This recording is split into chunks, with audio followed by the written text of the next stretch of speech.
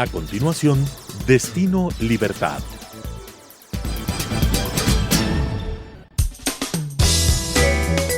Clasificación B, bajo supervisión de un adulto.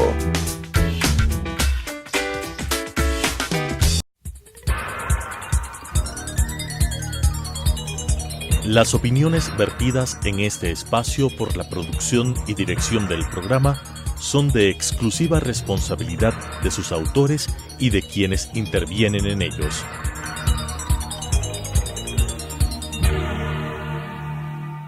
Telesucesos Canal 29 UHF presenta de crítica y construcción junto a los protagonistas del ámbito social, cultural, político, entre otros, con propuestas interesantes sobre temas de coyuntura, con la conducción de Cristina Reyes.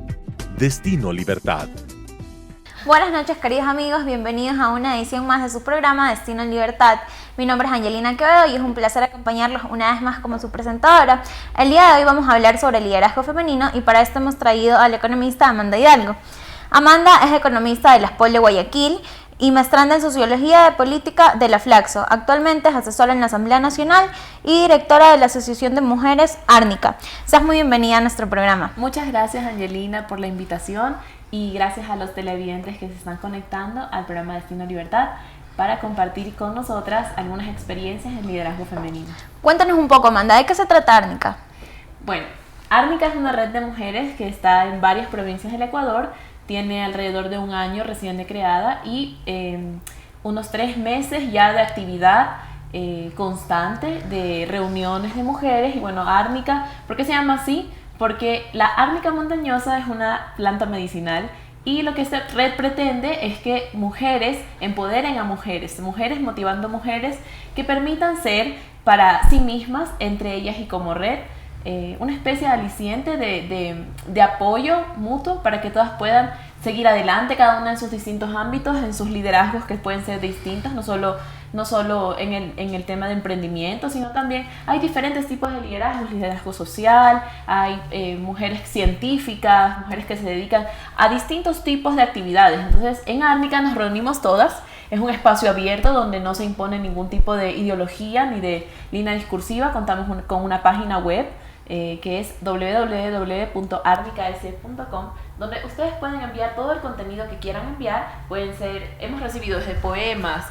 cartas, relatos, historias, investigaciones, fotografía, demostraciones de arte.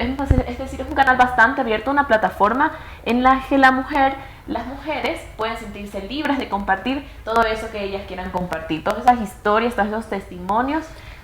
No van a ser editados ni se les va a imponer ningún tipo de direccionamiento, sino que es solo un espacio para conectarnos.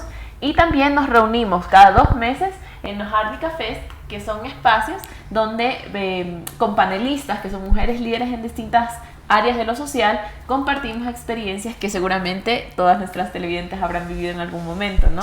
Vimos también que tienen dentro de sus redes sociales, promocionan emprendimientos de las mujeres que son parte de la red. Cuéntanos un poco más qué tipo de otras actividades hacen además de estas. Así es, en la red. Y también compártenos si es que las televidentes que están viendo el programa pueden también ser parte de esto sin estar per se como tal en la red Árnicas, y todas podrían también pedir ser parte de que promocionen sus emprendimientos, que publiquen sus algún tipo de texto también para empoderar y motivar a más mujeres. Es importante conocer cuáles son esas actividades a las que las mujeres se dedican, que no necesariamente son solo el rédito económico, ¿no? Árnica también es un coworking, un espacio multilateral en el que las mujeres pueden conectarse, y eso también conecta a sus organizaciones. Tenemos muchas líderes de distintas organizaciones de mujeres que se dedican a distintos tipos de investigación, de violencia de género, de administración de recursos, de generación de laboratorios de emprendimiento. Es decir, Árnica une también distintas fundaciones, pero si uno es una mujer que no se ha dedicado a ningún tipo de organizaciones de la sociedad civil, también puede ser parte de la red. No es necesario unirse a la red para promocionar tus emprendimientos. Los emprendimientos que promocionamos en Árnica son de costo cero, o sea, no les cobramos nada por compartirlos, y estamos específicamente concentradas en compartir emprendimientos de organizaciones sin fines de lucro. Es decir, aquellas que se han formado para luchar contra alguna causa específica que esté vulnerando los derechos de las mujeres. Y esto es muy importante de destacar porque en Ecuador hay un sinnúmero de organizaciones que se dedican a darle voz a mujeres que quizás antes no las tenían. Entonces, bueno, Árnica es esto, ¿no? Una red, un espacio en el que ustedes pueden unirse y compartir todo eso que están haciendo y unirse a más mujeres y empoderarnos mutuamente. Amanda, cuéntanos, ¿por qué tantas luchas sociales específicamente elegiste trabajar en el campo de las mujeres? Yo creo que esa es una pregunta bastante personal. Yo creo que, si bien es cierto, uno en la vida nace para encontrar su propósito. Y el mío fue ese. O sea, yo descubrí que me apasionaba un montón entender que había más personas pasando por las cosas que yo pasaba o peores, ¿no? Porque creo que en la vida todos tenemos que afrontar ciertos tipos de barreras, de problemas. Pero si los compartimos y compartimos esa carga es mucho más llevadera. Entonces, bueno, en ese andar fui conociendo más mujeres líderes que también estaban encaminadas, ¿no? Un poco hacia visibilizar prácticas que no están bien, que están enraizadas, que están naturalizadas en nuestro sistema social, que nos imponen ciertas normas para vivir a nosotras las mujeres y que tenemos que visibilizar para que una futura generación ya entienda que estas cosas no son normales. No es normal que tú vayas sin maquillaje al trabajo y te digan, te peleaste con tu novio. Y personalmente, cuéntanos, ¿has tenido que superar algún tipo de obstáculos o situaciones realmente difíciles dentro del ámbito laboral por el hecho de ser mujer? A ver, yo creo que... O en lo académico, en lo que yo creo que es un tema que todas las vivimos y a veces inconscientemente no notamos. La violencia no es solo física, ¿no? Sino también... Sobre todo por el hecho de que está muy normalizada.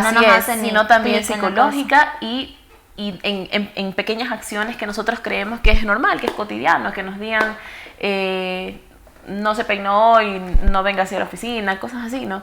Que a todo el mundo le pasa en su día a día porque está normalizado en la sociedad. Está normalizado que la mujer siempre tenga que cumplir cánones de belleza, que tenga que cumplir cierto tipo de comportamiento, que su lenguaje, su expresión y su kinésica sea de tal tipo. Entonces, cuando a la mujer se le cuestiona que por qué no es así, esa es una especie de vulneración. Y creo que se da en todos los espacios, no solo en el laboral, sino también en el académico especialmente. ¿Te has sentido discriminada alguna vez? ¿Has sentido que estando al lado de un hombre ha sido reconocido más el hombre y no tú por el hecho de que él era hombre y tú eras mujer? Yo creo que esto es muy común en la universidad, es un espacio en el que todos podemos vivirlo, si es que hemos tenido la oportunidad, el privilegio de estudiar a un tercer nivel.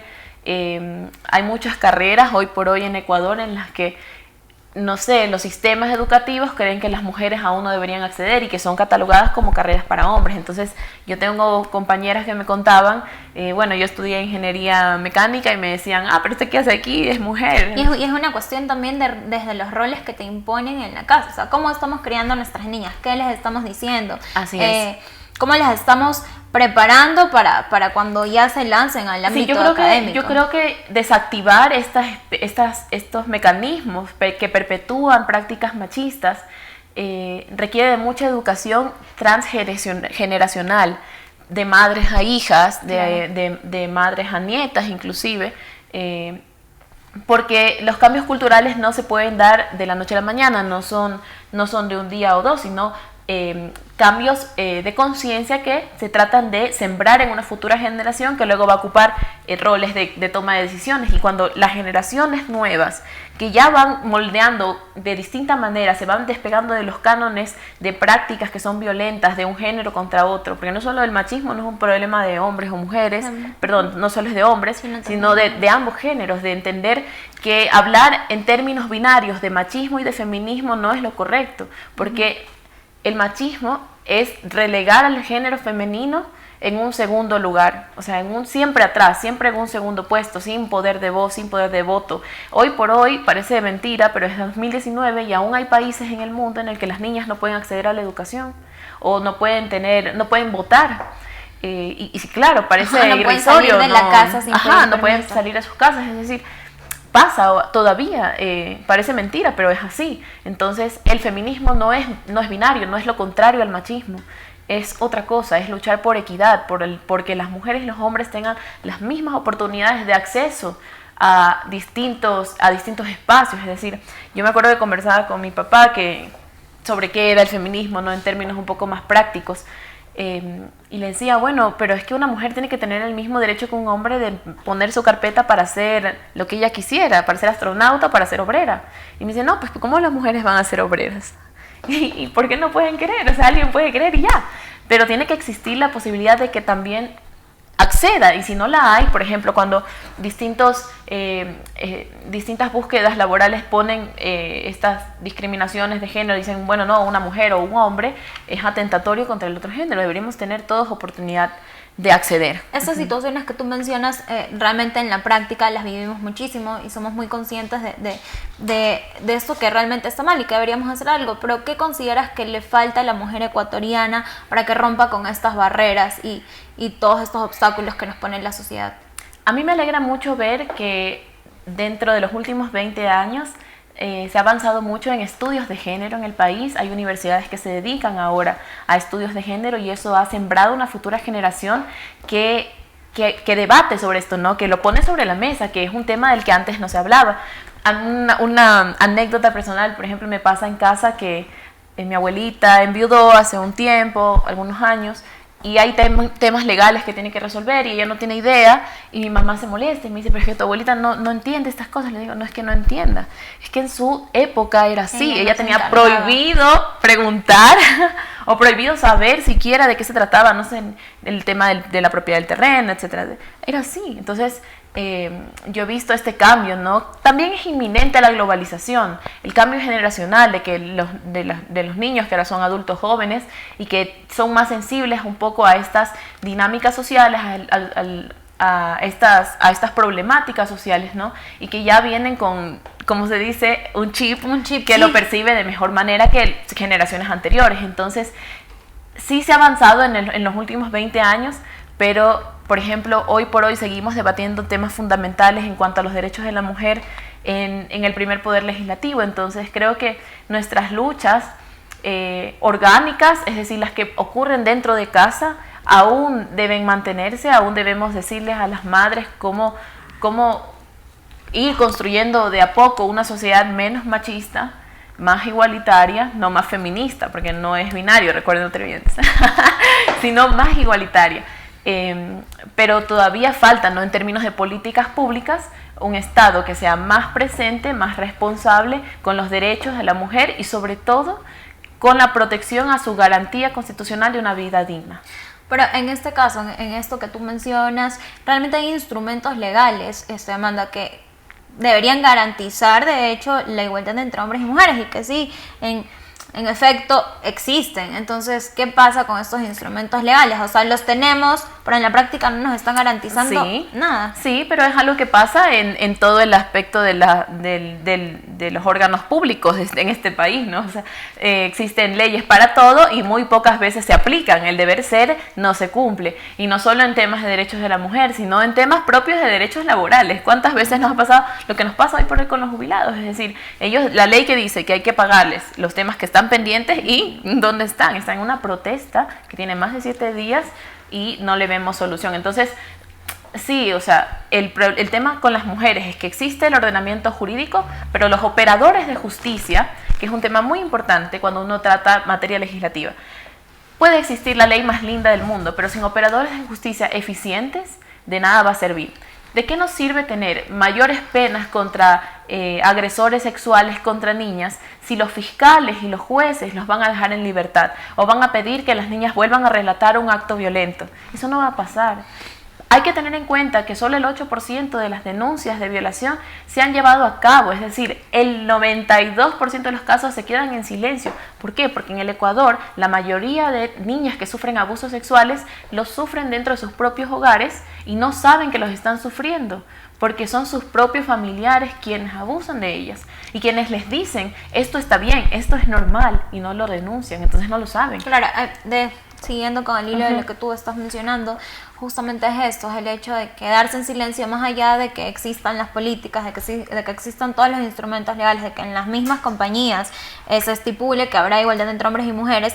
En la práctica lo que necesitamos es que las mujeres rompan el silencio, que en la compañía, si la abogada gana menos que el abogado que está sentado al lado de ella y lo sabe, se pare, alce la voz y diga: esto no es justo, tenemos una brecha salarial totalmente injusta con las mujeres actualmente. Entonces también se trata de una cuestión de conciencia, de que trabajemos, de que realmente alcemos la voz, de que seamos valientes, de que lo denunciemos y que realmente digamos: esto no está bien, no puede seguir pasando. Y yo creo que cuando hacemos eso podemos cambiar muchísimo más que con todas las leyes posibles que se hagan en favor de...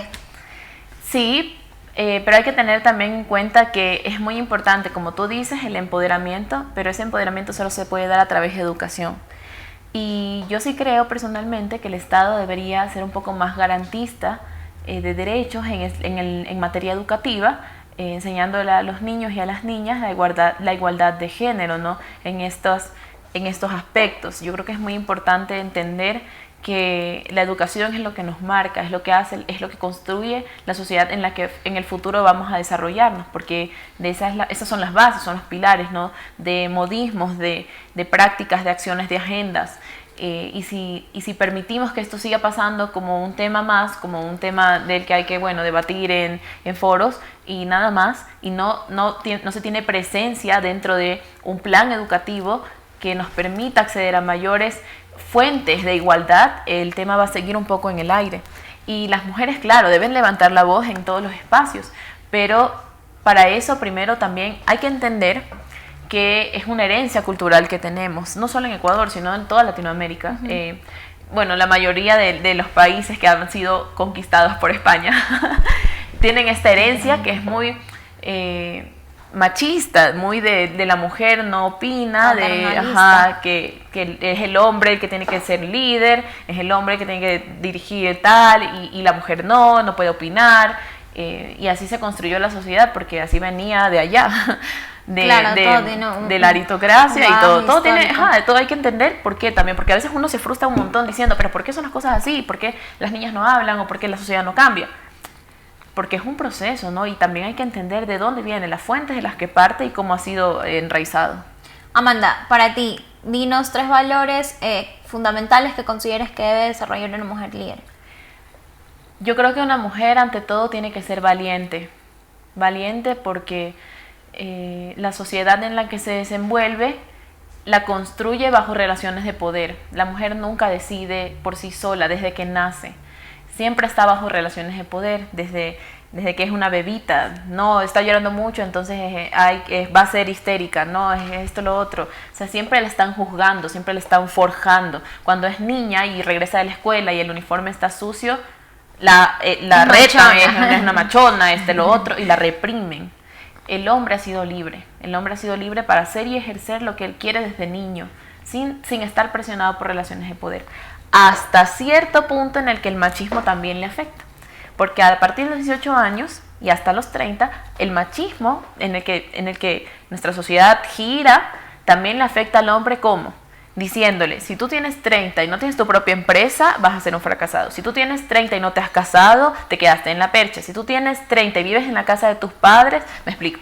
Entonces el machismo también los afecta a ellos, les reprime sus sentimientos, los hace personas que no se identifican con las vulnerabilidades, cuando las vulnerabilidades son los que nos permiten reconocernos a nosotros mismos como seres humanos y crecer. Entonces creo que una mujer primero tiene que ser muy valiente ante todo, y el valor no es la ausencia de miedo, sino la capacidad de enfrentarlo.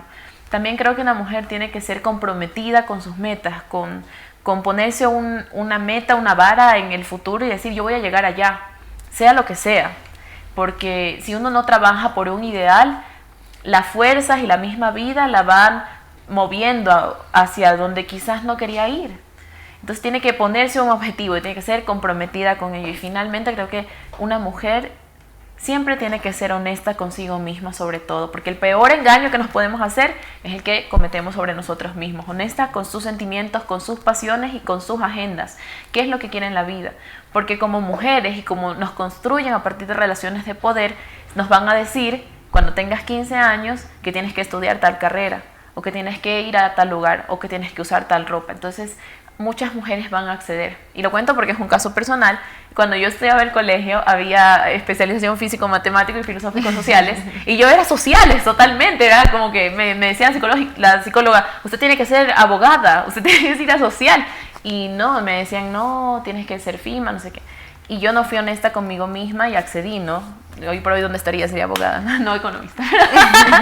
pero es algo con lo que yo me pude dar cuenta de lo necesario que es que nosotras seamos honestas con lo que sentimos y queremos. Y que seamos firmes. Comprometidas con aquello y valientes para asumirlo ante la sociedad y decir, estas son mis agendas, esto es lo que yo quiero.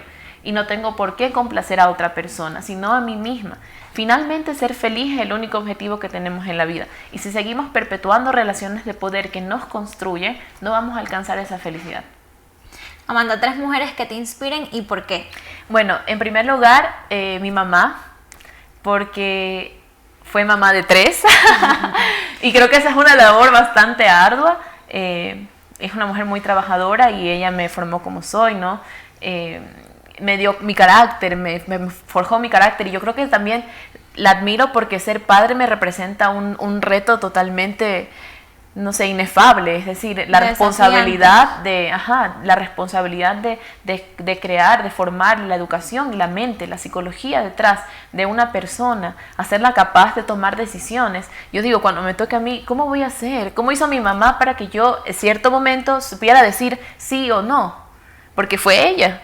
Al final no fui solamente yo, fue ella, los valores que ella me inculcó. Entonces me parece en verdad súper desafiante y por eso la admiro un montón. En segundo lugar, admiro a Cristina Reyes. No porque esté aquí, sino porque ella fue una de las primeras personas que me apoyó en el camino que yo decidí emprender sin juzgarme. Yo venía, de una historia y le dije, Cristina, esto está aquí, tengo estas ganas, y me dijo, uno tiene que ser valiente, que el resto llega solo. Y finalmente, también admiro a mi abuelita, porque ella también, mira, mi abuelita es de Machala, y en la época de ella también le tocó luchar contra un sistema que era bastante duro y sin las comodidades que hoy por hoy tenemos, y me llevo cada una de sus historias siempre dentro del corazón, porque me dice siempre, bueno, hoy tienen electricidad, hoy tienen esto, lo otro. Yo tenía que hacer mi propia mantequilla. Y me cuenta ella como cuando se mudaron a Guayaquil, porque ellos tuvieron que mudar a Guayaquil, eran de Machala. Me cuenta que ella luchó por tener teléfono en la casa, porque mi abuelo no quería. Y ella luchó por tener televisor, porque mi abuelo no quería que las niñas vean televisión, y entonces no sé qué. Y ella siempre me decía, y yo me fui solita, yo caminé solita, y yo fui en contra de Mauro, me decía. Entonces, por ejemplo, esas cosas, muy perseverante, esas cosas, escucharlas desde niña, claro, me marcaron totalmente, y por eso la admiro un montón, le amo. Finalmente, ¿qué consejos le darías a estas maravillosas mujeres que están viendo el programa para arriesgarse a hacer todas las metas que quieran cumplir?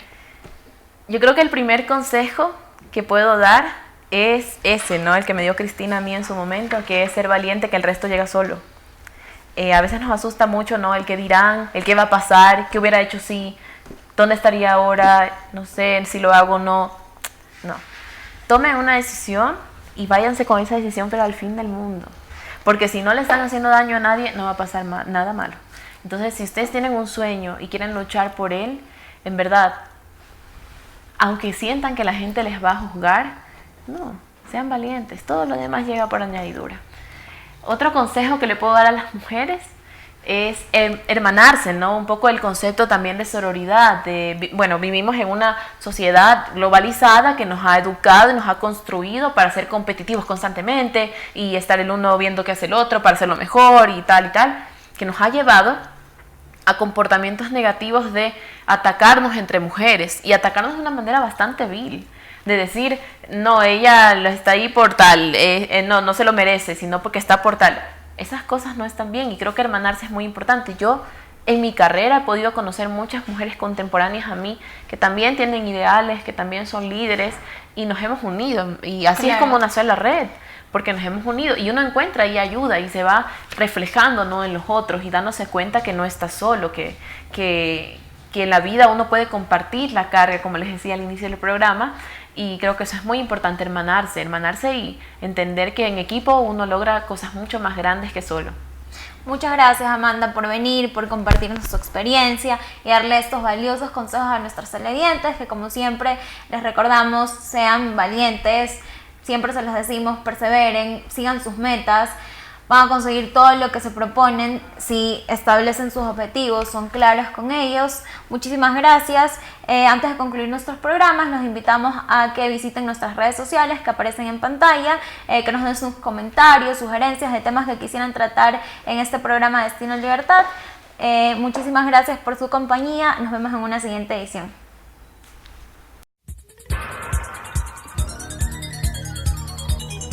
Las opiniones vertidas en este espacio por la producción y dirección del programa son de exclusiva responsabilidad de sus autores y de quienes intervienen en ellos.